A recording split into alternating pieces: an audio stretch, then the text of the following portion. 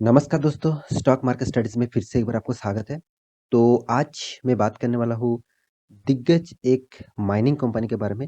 देखिए माइनिंग और मिनरल्स जितने सारे कंपनीज़ हैं, उनमें देखा जाए ये जो कंपनी है वो एक्चुअली देखा जाए एक गवर्नमेंट कंपनी है। तो कंपनी का नाम आप पहले देख चुके हैं एनएमडीसी। तो एनएमडीसी के बारे में आज बात करूँगा क्योंकि इसके ऊपर मैं बहुत सारे वीडियोज़ आपको बना के दिया हूँ। देखिए कंपनी कोई खराब नहीं है, कंपनी का जो बिज़नेस मॉडल है वो भी अच्छा खासा है। तो फिर भी इस कंपनी के ऊपर मैं हमेशा एक चीज़ आपको बार-बार बोलता रहता हूँ कि इस कंपनी के ऊपर आप ज़्यादा निवेश मत करिएगा।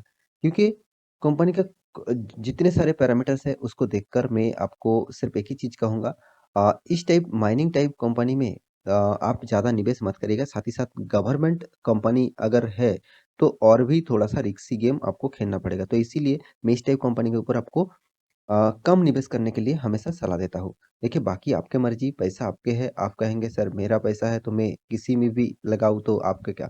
तो वो भी बात ठीक है, मगर मेरे हिसाब से आप अपने पोर्टफ़ोलियो को सिक्योर रखना चाहते हैं, आप पोर्टफ़ोलियो को अच्छा खासा ग्रोथ करना चाहते हैं, तो आपको ऑब्वियसली अच्छा खासा स्टॉक में बाय करना चाहिए, साथ ही साथ अच्छा खासा स्टॉक में ज़्यादा बाय करना चाहिए और होल्ड भी करना चाहिए।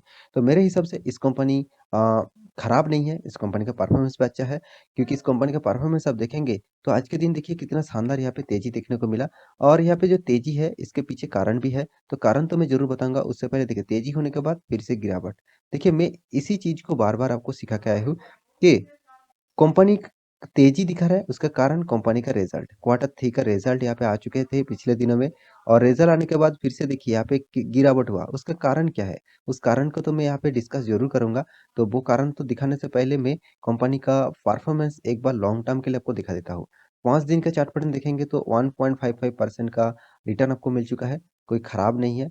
और 1 मंथ के चार्ट पैटर्न में कर दूँ तो 10% तक आपको रिटर्न दिया। देखिए इतना छोटा कंपनी होकर भी 10% रिटर्न दिया। कोई खराबी नहीं है क्योंकि कंपनी 45,000 करोड़ का मार्केट कैपिटलाइजेशन रखते हैं। तो कंपनी का 6 मंथ के चार्ट पर ओपन कर दूँ तो 6 मंथ में देखिए आपको कुछ रिटर्न नहीं मिला। उल्टा आपका 11% का लॉसेस में आपको प्रॉफिट बुक करना पड़ा। मतलब 11% लॉसेस चल रहा है अभी। आप प्रॉफिट बुक किए कि नहीं किए वो तो बात की बात है। तो 1 मंथ की चार्ट पर सॉरी 1 साल की चार्ट पर ओपन कर दूँ तो 1 साल में करीबन 32% तक आपको नेगेटिविटी रिटर्न दिया। और 5 साल की चार्ट पैटर्न ओपन कर दूँ तो 5 साल में देखेंगे 5 साल में आपको करीबन 5.90% का रिटर्न दिया। उसके बाद आप मैक्सिमम चार्ट पैटर्न ओपन कर दूँ तो मैक्सिमम में देखिए कंपनी का जो परफॉर्मेंस है वो 52% का नेगेटिविटी। देखिए कंपनी परफॉर्मेंस हर साल में हर क्वार्टर में प्रॉफिट करने के बाद भी यहाँ पे क्यों नेगेटिविटी है? इसके पीछे जो एक कारण है वो है कंपनी गवर्नमेंट सब्सिडीज़ कंपनी है और दूसरा कारण है कंपनी ने बहुत ज़्यादा कर्जा भी लेके रखा है। तो उसी के बारे में बात करूँगा। कर्जा मतलब कर्जा उतना ज़्यादा नहीं है, फिर भी देखिए कंपनी का परफॉर्मेंस के हिसाब से कंपनी का कर्जा है, साथ ही साथ कंपनी गवर्नमेंट सेक्टर से बिलॉन्ग करते हैं और गवर्नमेंट सेक्टर में ज़्यादातर आप जितने सारे इंस्टीट्यूशन है, तो कंपनी क्या किया, किस तरीके से परफॉर्मेंस किया, उसके बारे में तो ज़रूर दिखाऊँगा। उससे पहले कंपनी ने क्वार्टर 3 में किस तरीके से रिज़ल्ट किया, वो सबसे पहले एक बार आपको दिखा देता हूँ। तो यहाँ पे कंपनी का रिज़ल्ट जो है वो रिज़ल्ट यहाँ पे मैं आपको रिज़ल्ट के ऊपर लेके जाता हूँ। तो यहाँ पे बीएससी के वेबसाइट के ऊपर मैं आ चुका हूँ। यहाँ पे बीएससी वेबसाइट है, इस साइट से जाकर आप सर्च करेंगे, तो यहाँ पे एनएमडीसी सर्च करेंगे तो आपको रिज़ल्ट मिल जाएगा। तो यहाँ पे एनएमडीसी सर्च करने के बाद आपको नीचे आना होगा। यहाँ पे जो अनाउंसमेंट है, उसमें आप जाएँगे तो यहाँ पे आपको सारे के सारे चीज़ देखने को मिलेगा। तो यहाँ पे देखिए जो कंपनी ने रिज़ल्ट यहाँ पे पब्लिश किया, उसी के बारे में बात करूँगा और साथ ही साथ कंपनी डिविडेंड देने का भी अनाउंसमेंट किया कि नहीं किया, उसके बारे में भी बात करूँगा। सबसे पहले देख लीजिए कंपनी डिविडेंड ऑब्वियसली दिया है, यहाँ पे अच्छा खासा डिविडेंड दिया। कंपनी ने इंटरिम डिविडेंड यहाँ पे देखिए डिक्लेयर सेकंड इंटरिम डिविडेंड क्योंकि फर्स्ट टाइम इंटरिम डिविडेंड दे चुके थे और यहाँ पे second time interim dividend company देने वाला है। वो भी देखिए कितना 5.73 रुपीज़ पर शेयर मतलब पर शेयर में आपको 5.73 करके आपको डिविडेंड यहाँ पे मिल चुका है। तो इसी बात को आपको देखना चाहिए, कंपनी डिविडेंड दे रहा है मतलब क्या है? कंपनी ने प्रॉफ़िट ज़रूर किया है, इसीलिए तो डिविडेंड दे रहा है।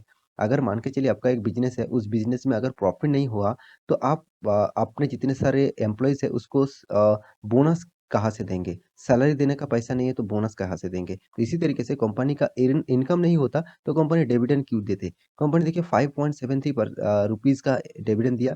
मैं कहूँगा ज़बरदस्त डिविडेंड है, कंपनी के परफॉर्मेंस के हिसाब से, कंपनी का जो मार्केट कैपिटलाइजेशन है उसके हिसाब से और कंपनी जिस तरीके से रिजल्ट किया उसके हिसाब से। तो कंपनी ने अच्छा खासा यहाँ पे डिविडेंड पब्लिश किया। तो चलो अब देख लेते हैं कंपनी रिजल्ट किस तरीके से किया। अगर डिविडेंड अच्छा खासा हुआ, इसका मतलब रिजल्ट भी अच्छा खासा होगा।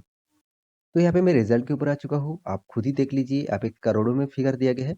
तो एक बार मैं आपको ज़ूम कर देता हूँ, तभी आपको सारे डिटेल्स क्लियर हो जाएगा। मैं थोड़ा-सा आपको ज़ूम करके एडजस्ट कर देता हूँ। हाँ, अब चलो, अब ठीक है। तो यहाँ पे आप देख सकते हैं कंपनी ने सबसे पहले कंपनी ने इनकम किस तरीके से किया, वो आपको देखना चाहिए।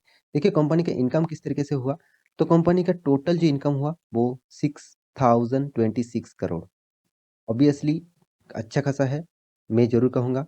मगर पिछले क्वार्टर में क्या था? 6800 करोड़। इसका मतलब पिछले क्वार्टर की तुलना से कंपनी ने 800 करोड़ का टोटल कम इनकम किया।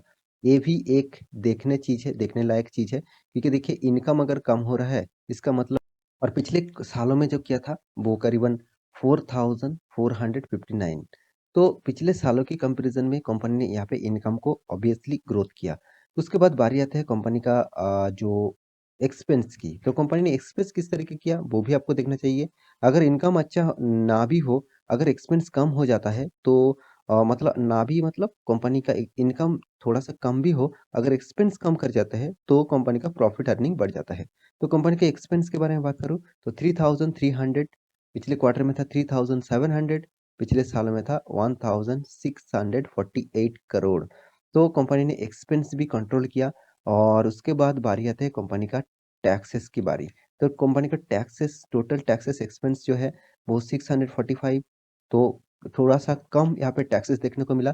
पिछले सालों में था सॉरी पिछले क्वार्टर में था 800 करोड़ का और पिछले सालों में था 700 करोड़ का। मतलब पिछले सालों में इनकम कम हुआ था, उसके साथ टैक्सेस भी ज़्यादा देना पड़ा और पिछले क्वार्टर में भी टैक्सेस ज़्यादा देना पड़ा। तो इसी का फ़ायदा अभी मुझे लगता है कंपनी को मिलेगा। तो net profit for the period मतलब कंपनी ने किस तरीके से प्रॉफिट किया, 2049 करोड़ का टोटल प्रॉफिट किया।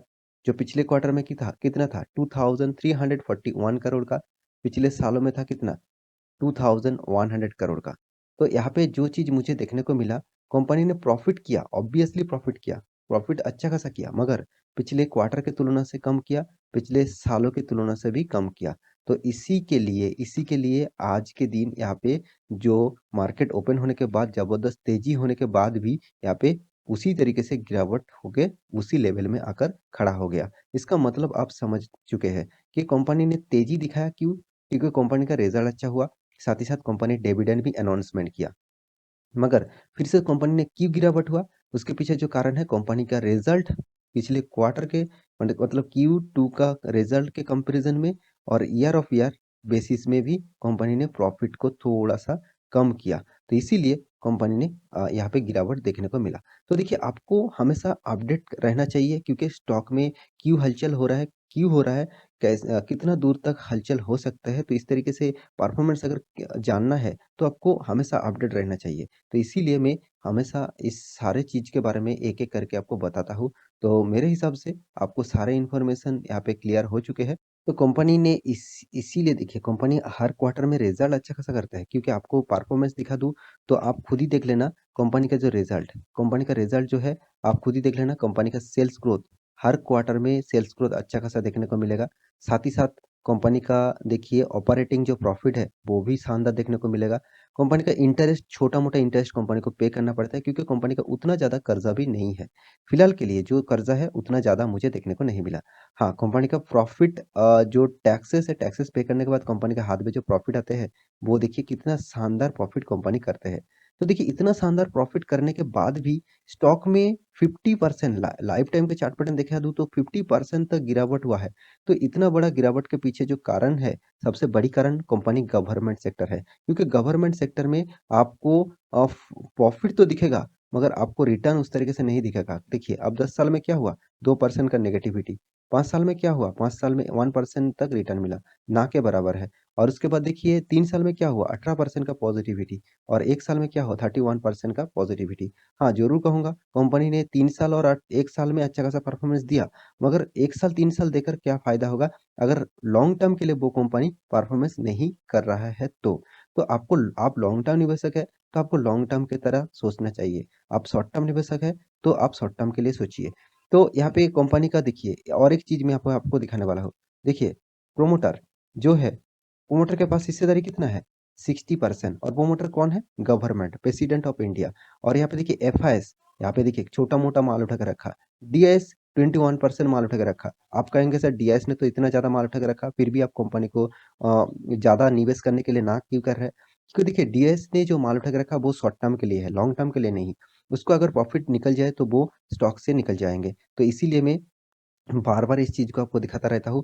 देखिए पब्लिक भी 12% होल्ड करके रखा। इसका मतलब क्या है? इसका मतलब इन्वेस्टर इन्वेस्ट ज़रूर करके रखा है स्टॉक में, उसको शॉर्ट टर्म के लिए इन्वेस्ट करके रखा और आप लॉन्ग टर्म निवेशक हैं, आप लॉन्ग टर्म के लिए स्टॉक को होल्ड करना चाहते हैं, तो इस कंपनी के ऊपर थोड़ा-सा रिस्की गेम आपको देखना पड़ेगा। तो मेरे हिसाब से स्टॉक में आप निवेश करना चाहते हैं, तो ज़्यादा निवेश मत करिए, छोटा-मोटा निवेश करिए और फ्यूचर में अगर कंपनी का परफॉर्मेंस अच्छा खासा हुआ और चार्ट पैटर्न आपको पॉजिटिव में दिखा और इस तरीके से अपट्रेंड में देखने को लगा, तभी आप ज़्यादा निवेश कर सकते हैं।